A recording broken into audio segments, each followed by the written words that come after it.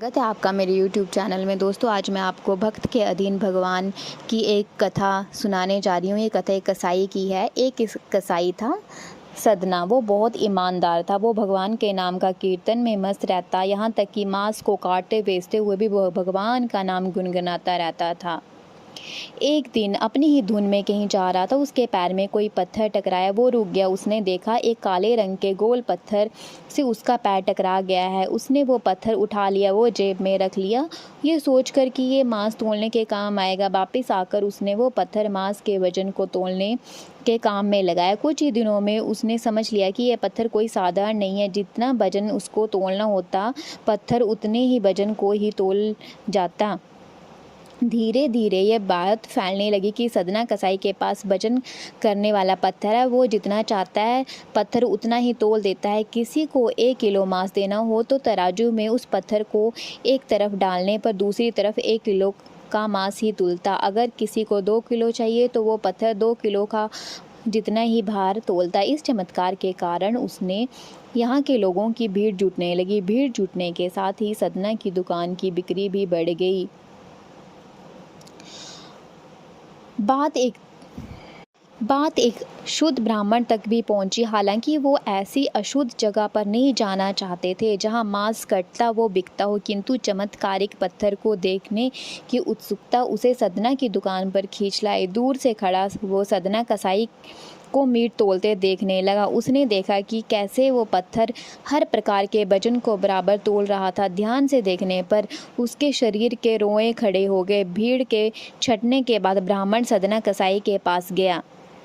ब्राह्मण को अपनी दुकान में आया देखकर सदना कसाई प्रसन्न भी हुआ और आश्चर्यचकित भी। बड़ी नम्रता से सदना ने ब्राह्मण को बैठने के लिए स्थान दिया और पूछा कि उनकी ओर से क्या सेवा कर सकते हैं। ब्राह्मण बोला, तुम्हारे इस चमत्कारिक पत्थर को देखने के लिए मैं तुम्हारी दुकान पर आया हूँ। यूँ कहें कि ये चमत्कारी पत्थर ही मुझे खींच कर तुम्हारी दुकान पर ले आया है। बातों ही बातों में उन्होंने सदना कसाई को बताया कि जिसे पत्थर समझ रहे हो वो मांस तोल रहा है, वास्तव में वो शालिग्राम जी हैं, जो कि भगवान का स्वरूप होते हैं। शालिग्राम जी को इस तरह गले कटे मांस के बीच में रखना, वो उनसे मांस तोलना बहुत बड़ा पाप है। सदना बड़ी सरल प्रकृति का भक्त था।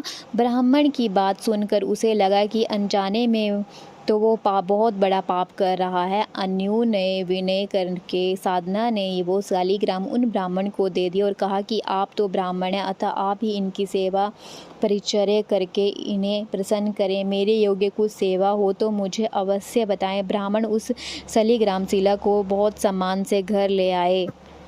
श्री शालिग्राम को स्नान करवाया, पंचामृत से अभिषेक किया, वो पूजा अर्चना आरंभ कर दी। कुछ ही दिन बीते थे कि उन ब्राह्मण के स्वप्न में शालिग्राम जी आए।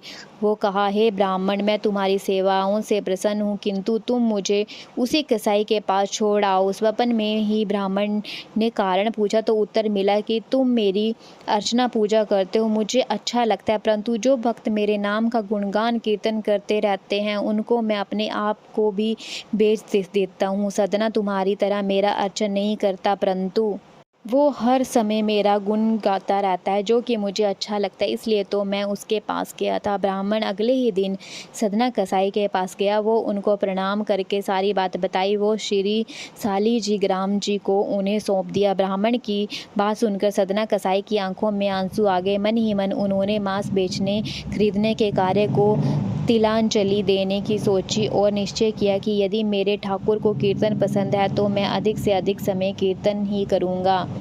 तो दोस्तों, उम्मीद करती हूँ आपको मेरी ये कथा पसंद आई होगी। अगर आपको ये मेरी कथा पसंद आई है तो प्लीज़ चैनल को लाइक, शेयर और सब्सक्राइब करना ना भूलिएगा। धन्यवाद दोस्तों।